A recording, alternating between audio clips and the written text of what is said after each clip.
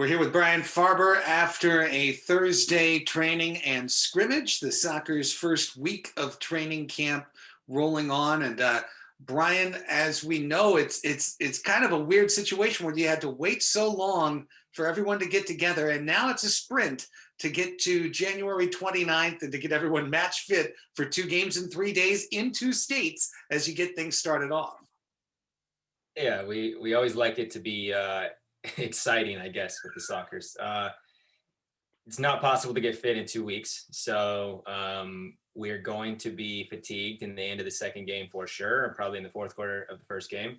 I think KC is going to be playing with their 5th game maybe by that time, or even 5 under their belt. I'm not sure, but it will be interesting. But yeah, we're putting together some good sessions together. We got some new guys in camp, and it's fun to kind of get to gel. You think about it, and this is something we've talked about in past seasons as well, Brian, in terms of that first game is often a game across the league. You look at that first game and you kind of want to take that tape and toss it out by the end of the year, more often than not. But the Sockers and all the late adopters in the MASL this year, you're facing not just a fitness gap, but a match experience gap in terms of, as you said, Kansas City will be on match. Florida might be 6, 7, 8-0. By the time you guys get a chance to put 1 mark up on the board. But given the fact that there's so much fluidity, the playoff system's uncertain, we're going month by month. Does it really matter as much as it used to in terms of the start you get off to? I mean, you have to make the playoffs. Obviously, this year is going to be different. Home field advantage means nothing to us. We can't even do it. So, it's peaking at the right time. And the thing with the Sockers is we've peaked slightly too early a couple years now. And we lost out in the semifinals, I don't know, 5 years in a row, right? By 1 goal. And so we've had a little bit of unfortunate bounces go against us, but at the same time, we were playing really good just in the build up to those matches. And yeah, the competition's different, and maybe you just don't have a good game, but it'll be different for us this year because home field advantage has always been what we play for, and we don't care to play for that. So I don't think the first game is going to matter. I don't think the first weekend's going to matter. Yes, do we want to come out and show what we can do? Yeah, absolutely. But if we don't look sharp, we know why.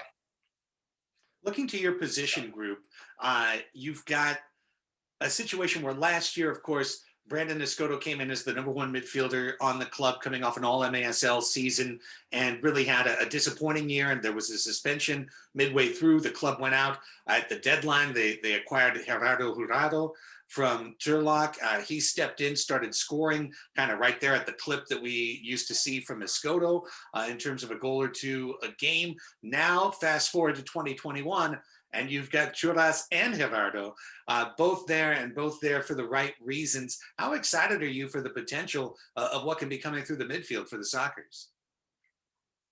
I mean, we've always had strong midfield. I mean, we've always had strong, kind of everywhere. But when you put together a complete team, like right now, training camp looks good, and we're still missing a few key players, right? And in terms of who we're missing, maybe we don't need to explain who we're missing right now on this video, right.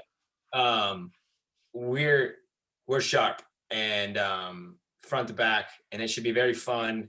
Looking at what Florida's put together as a squad, picking up a few players that are goal scorers, and it's going to be a concentrated group with 12 teams in the league this year. So it's exciting, and yes, we have some good talent, and we have Brandon back. And we know what Brandon's capable of, and it's exciting to see him facing up people in a 1v1 situation again.